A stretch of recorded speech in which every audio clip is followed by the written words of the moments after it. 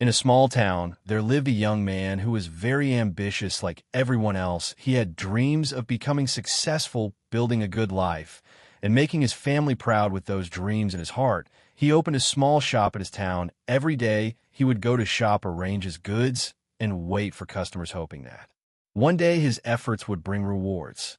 But life did not turn out the way he had imagined. Slowly, his business became harder, and his sales began to drop. His bills started to pile up, and his savings began to dry out. No matter how hard he tried, things just did not seem to improve. He also began having arguments at home due to financial stress. His wife, overwhelmed by the constant struggles and tension, eventually left the